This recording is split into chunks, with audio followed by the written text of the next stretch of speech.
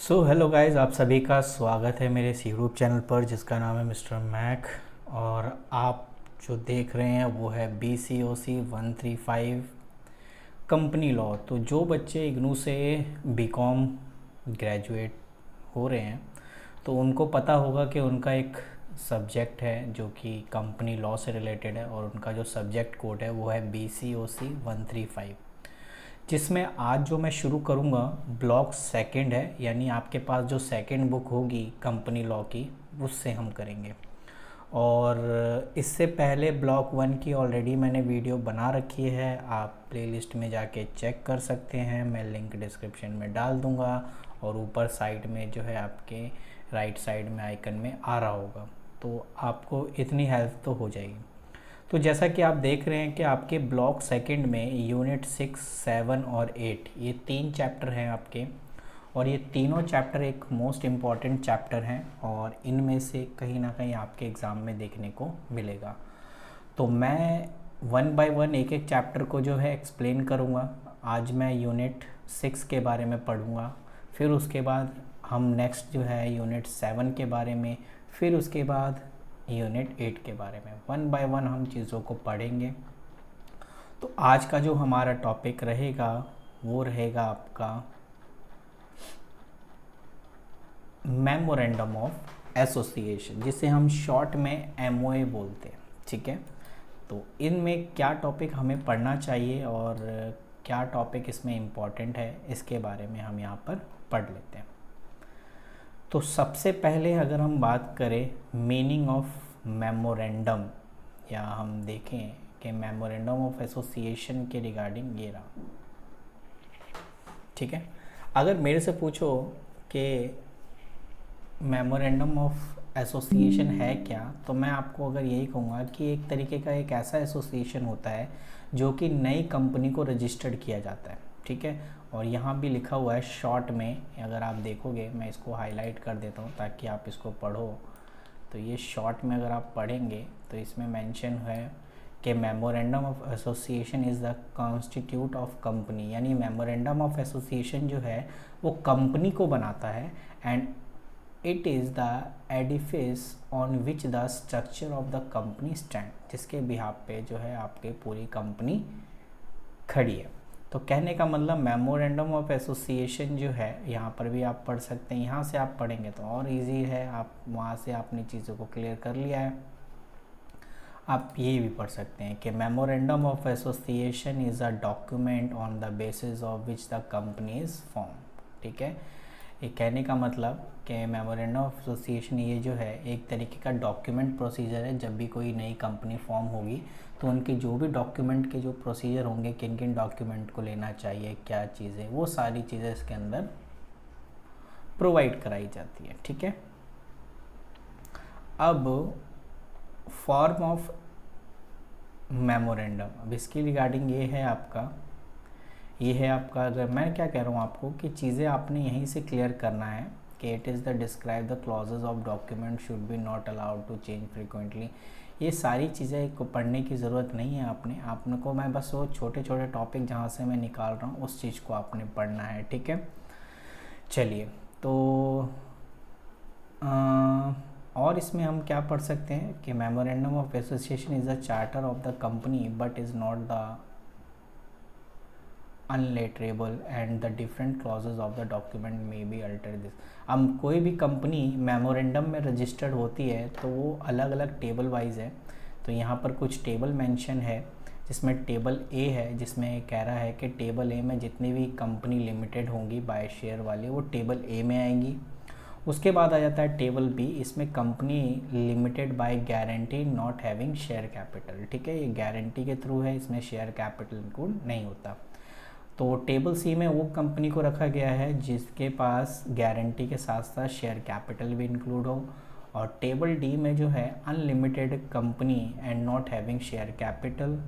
And जो table ई है आपका वो है an unlimited company having share capital. ये जो आप देख रहे हो कंपनी लिमिटेड और ये अनलिमिटेड, कहने का मतलब है इन पे जो लायबिलिटी होगी वो अनलिमिटेड होगी।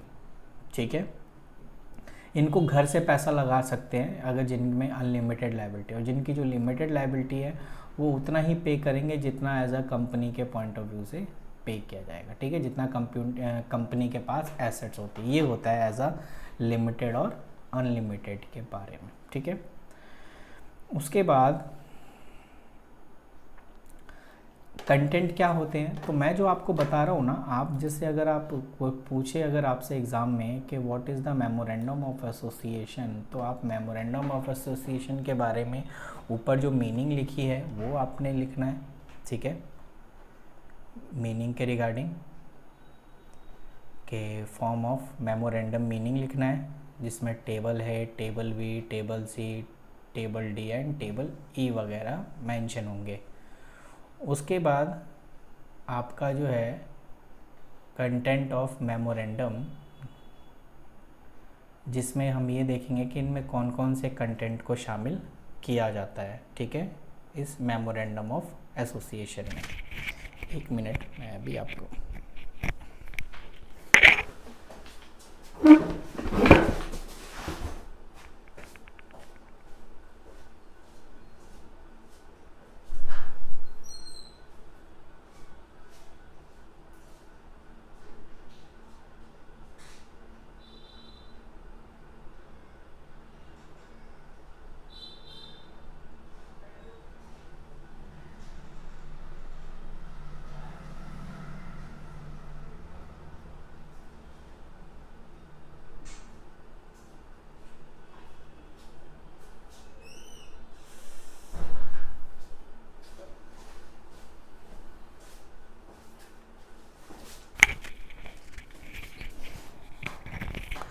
सॉरी फॉर स्मॉल डिस्टर्बेंस, इसके लिए मैं आपसे सॉरी कहना चाहता हूँ। बीच में जो है नेटवर्क इशू था, इस वजह से। तो इसमें क्या क्या कंटेंट, यानी मेमोरेंडम में क्या क्या चीज़ें होती है, ये इसमें बता रखा है। तो आप जब लिखेंगे कि what is the memorandum of association, तो मीनिंग के साथ साथ आपने जो है इसमें कंटेंट को भी लिखेंगे, और ये ईजी है। उसमें जो इतनी सारी रामायण कथा थी उससे आप परे रहेंगे, और आप जो है इसमें सारी चीज़ें ईजी लिख पाएंगे। जैसे कि कह रहा है कि एक मेमोरेंडम में क्या क्या कंटेंट होता है। पहले नेम ऑफ द कंपनी, यानी इसमें सबसे पहले हम ये कहते हैं कि कोई भी डॉक्यूमेंट्स मेमोरेंडम के लिए तैयार किया जाता है तो सबसे पहले उस कंपनी का नाम, जिसे कंपनी को एज अ मेमोरेंडम में रजिस्टर्ड करना चाहते हैं, और ये भी देखा जाता है कि वो कंपनी प्राइवेट है या लिमिटेड कंपनी है, ये भी चीज़ें देखी जाती है, ठीक है, इनके लास्ट के। उसके बाद कह रहा है कि नेम द स्टेट, यानी दूसरा ये कहा जाता है कि ये कंपनी कहाँ स्टैब्लिश है, यानी कौन से स्टेट में है, ये भी आपको साथ साथ उस डॉक्यूमेंट में लिखना पड़ेगा। और क्या क्या इस डॉक्यूमेंट में लिखना पड़ेगा, ऑब्जेक्ट क्या है, कंपनी किस लिए आपने ओपन किया है ये भी आपको बताना पड़ेगा, कितने मेंबर हैं ये भी आपको बताना पड़ेगा उस कंपनी में। ये सारे डॉक्यूमेंट तैयार करने के बाद आपने मेमोरेंडम ऑफ एसोसिएशन के पास चीज़ों को सबमिट करना है, सारे डॉक्यूमेंट को। और जब आपके सारे डॉक्यूमेंट क्लियर हो जाएंगे, सारी चीज़ें वही रहेंगी जो आपने मेंशन कर रखी है, तो फिर आपकी कंपनी रजिस्टर्ड हो जाएगी। फिर डी में भी जैसे आप ये पॉइंट्स पढ़ेंगे, ऐसे ही आप जो है ई में भी पढ़ेंगे कि कंपनी का कितना कैपिटल है, कहाँ कहाँ कितना कितना कैपिटल लगा रखा है, कितने 1% कंपनी के नाम से, और उसमें कितने डायरेक्टर है, ये सारी चीज़ें आपको इसमें लिखनी पड़े। तो आपने बस यहीं तक ही पढ़ना है, F तक पढ़ना है, इससे ज़्यादा आपको पढ़ने की ज़रूरत नहीं है, और ना एग्ज़ाम में लिखने की ज़रूरत है। उसके बाद आपका और क्या इस चैप्टर में और जो इम्पोर्टेंट है, मैं सिर्फ इम्पोर्टेंट के पॉइंट ऑफ व्यू से मैं यहाँ बता रहा हूँ, ठीक है ना। कराने को तो एज अ प्रॉपर मैं सारी चीज़ें बताऊँ, लेकिन वो चीज़ें पॉसिबल नहीं है। मैं सिर्फ वही टॉपिक आपको बता रहा हूँ कि आपका जो एग्ज़ाम के पॉइंट ऑफ व्यू। तो एक टॉपिक है आपका डॉक्ट्राइन ऑफ अल्ट्रा वायरस। तो अल्ट्रा वायरस का मतलब क्या होता है कि पावर, यानी कि ये आपका लैटिन वर्ड होता है। ये लैटिन वर्ड जो है आपका अल्ट्रा वायरस, तो इसका एक्चुअली मतलब जो होता है, वायरस का मतलब होता है power, and the ultra company, यानी beyond the power of company. यानी कहने का मतलब, you are the learn the objective clause of memorandum state the object of the company, ठीक है। तो कहने का मतलब है कि आपका क्या बियॉन्ड है, ठीक है, यानी आपने जो ये कंपनी ओपन की है, ठीक है, तो इसका क्या मोटिव है, ये सारी चीज़ें इसके अंदर आ जाती है। तो अगर आपसे पूछे कि डॉक्ट्राइन ऑफ अल्ट्रा वाइज क्या है, तो अल्ट्रा का मतलब होता है बियॉन्ड यानी परे, एंड वायरस का मतलब यहाँ पर है पावर। तो ultra vires company mean beyond the power of company, ठीक है। तो आप इसमें क्या करें, memorandum of state that the objective of the company, के कंपनी का ऑब्जेक्ट क्या है, आपने ये चीज़ खोली क्यों है, क्या मतलब है इसका, ठीक है ना। आगे ये कह रहा है the company therefore any act which beyond the state of purpose is ultra vires company and therefore null and void. The company shall not bound by such a which the ultra vires of the company. The purpose of doctrine of ultra vires protect the interest of member outsider and creator are this. कहने का मतलब ये है कि अगर आपका object है तो ऑब्जेक्ट आपको उसी के बिहाफ पे काम करना है, ठीक है ना। अब यहाँ जैसे लिखा है कि which beyond the state purpose is ultra vires the company and there null and void, कि अगर आपका ऑब्जेक्ट के परे अगर आप कोई भी कंपनी में काम कर रहे हैं तो वो पहले से, यानी वो पहले से ही नल एंड वॉइड हो जाएगा। वॉइड का मतलब है वो कोई कंपनी जो है वैलिड नहीं होगी, ठीक है, वो कंपनी जो रजिस्टर्ड आपने की थी वो कंपनी इलीगल तौर पे देखी जाएगी। तो और भी इसमें बोल रहा है कि दे आर यानी the member of the company know the purpose for which their money can be use by the company, यानी साथ साथ आपको ये भी बताना है कि जो अगर कंपनी में जो भी अर्निंग है उस मनी का क्या पर्पस है, ठीक है ना। उसके बाद the third party dealing with the company knows the purpose for the company be broad in extend and therefore restrict their transaction company do similar and creator authorise the business. कहने का मतलब इसमें कह रहा है कि third party से अगर आप डील कर रहे हो तो इसमें आपने ये बताना है कि उसमें आपने restrict their transaction with the company those purpose only similarly and creator are sure that asset of the company shall not be risky and unauthorise business, ठीक है। तो कहने का मतलब आप जो भी डील कर रहे हो किसी थर्ड पर्सन से, ठीक है, जो है वो प्रॉपरली एग्जिस्टेंस होना चाहिए, ठीक है ना। जो पर्पस है सिर्फ उसी पर्पस से आप जो है थर्ड पार्टी से डील कर सकते हैं। आप अपने इंडिविजुअल पर्सनल से आप कोई डील नहीं करेंगे, जो कंपनी का मोटिव होगा उसी से आप कर सकते हैं, ठीक है। तो इसका मतलब है इसमें और भी चीज़ें ये आपको जो है प्रोटेक्ट करता है interest of the share holder and the third party, क्योंकि अगर थर्ड पार्टी से कोई भी अगर पर्सनली कोई काम करवाता है या कोई पर्सनली क्रेडिटर से कोई चीज़ लेता है, वो कंपनी के पॉइंट ऑफ व्यू से नहीं काम कर रहा है, तो फिर वहाँ पर जो है एक तरीके से क्रेडिटर या थर्ड पार्टी को नुकसान हो सकता है या शेयर होल्डर को भी लॉस हो सकता है। एक एग्जांपल ऐसे लिखते हैं कि सपोज़ करिए कि शेयर होल्डर ने कंपनी में पैसा लगाया और कंपनी में जो पैसा लगाया वो कंपनी के बिहाफ पे लगाया, लेकिन उस पैसे को ऑनर ने, कंपनी जिन्होंने ओपन की, उसने अपने पर्सनल इंटरेस्ट में ले लिया। तो इसका मतलब ये है शेयर होल्डर को नुकसान हो गया।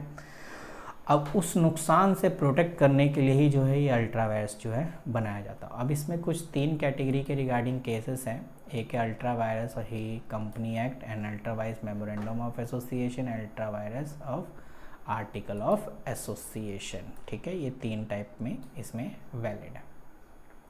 अब बात कर लेते हैं कि ultra vires the company act, यानी एनी एक्ट डन कॉन्ट्ररी या excess of the scope of the company act will ultra vires act, ठीक है। अगर आप कोई भी कंपनी से परे अगर कोई ट्रांजैक्शन कर रहे हो जो कंपनी के बेनिफिट में नहीं है, आप पर्सनली कर रहे हो, तो वो जो है आपका इसमें काउंट होगा, ठीक है, कंपनी एक्ट के रिगार्डिंग। और कह रहा है such an act shall be void and cannot be ratified even the universe resolution of all shareholder, ठीक है। जैसे फ्यू एग्जांपल, जैसे payment divided out of capital या इशू ऑफ बॉन्ड अगर हम कर रहे हैं, या आपका insurance of unauthorise capital and reduce the share capital without complying the legal formality. तो ये जितने भी चीज़ें हुई हैं उससे जो है एक तरीके से प्रोटेक्ट करता है कंपनी एक्ट, ठीक है, अल्ट्रा वायरस। अब बात करते हैं मेमोरेंडम ऑफ एसोसिएशन में अल्ट्रा वायरस से रिलेटेड क्या है, इसमें भी देख लेते हैं हम। तो इसमें कह रहा है कि आपका कि the memorandum defined the confined the power of the company, ठीक है। The object of the company is determined the memorandum. A company cannot anything which beyond the preview the object clause, तो any act done by contravenes object clause ultra vires the memorandum shall the void. यानी अगर कोई भी company अपने object जो कि उसने show कर रखा है उससे रिलेटेड काम नहीं करती है तो उसको वाइड डिक्लेयर कर दिया जाएगा। ये एक ऐसा केस आया था यहाँ पर, वो यहाँ पर केस के रिगार्डिंग काम है, तो इसे आप चेक कर सकते हैं, एक बार आप पढ़ सकते हैं, बहुत ईजी है, आप देख सकते हैं कि Ashbury railway carriage versus iron company and Riche. उसके बाद article of association ultra vires से रिलेटेड क्या है, तो act which are ultra vires the article of association but with the power of the company terms and article, यानी for example payment of interest and advance called at the rate of higher than allowed of by the article such shall also be void but the company general meeting may be alter the article of special resolution. कहने का मतलब ये है कि अगर article of association क्या होता है, जो रूल बताता है कि कोई भी कंपनी कैसे चलेगी, यानी कंपनी को अंदर से कैसे चलाया जाएगा, ठीक है। तो power of the terms and condition ultra vires, तो कहने का मतलब है कि एक एग्जांपल दे रहा है, कह रहा है कि payment of interest on advance call the higher allowed by the article such act shall also be void but the company in general meeting may after the alter the special resolution rectify the unauthorise act. यानी कोई भी ऐसा act होता है जो कि article of association में mention है और आप उस चीज़ को नहीं फॉलो कर रहे हैं तो वो वाइड हो जाएगा। लेकिन अगर आपने उन चीज़ों को अपनी जनरल मीटिंग में सबके साथ सहमति से अगर उन चीज़ों को कर रहे हो तो फिर वो जो है उसको रेक्टिफाई किया जा सकता है, ठीक है।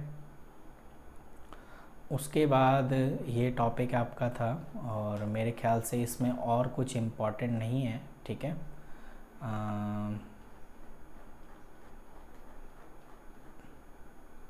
बाकी मैं अगर आपको देखूंगा कि अगर इसमें से और भी एग्ज़ाम में क्वेश्चन आए हुए हैं तो उससे रिलेटेड चीज़ें जो है मैं आपको प्रोवाइड करा दूंगा, ठीक है। तो इसमें आपका फ़िलहाल तो यही टॉपिक इम्पॉर्टेंट था जो कि मुझे बताना था। आई होप आपको ये चीज़ें समझ में आई होगी, और समझ में आई है तो प्लीज़ आप जो है एक पॉइंट्स को एक बार और आप पढ़ लेना और एक बार वीडियो को और देख लेना सही से, ताकि चीज़ें और आपको समझ में आए। और फिर हम नेक्स्ट टॉपिक पढ़ेंगे आर्टिकल ऑफ एसोसिएशन, जो कि आपके नेक्स्ट मेमोरेंडम ऑफ एसोसिएशन का अगला काम होता है, जो कि कंपनी को कैसे अंदर से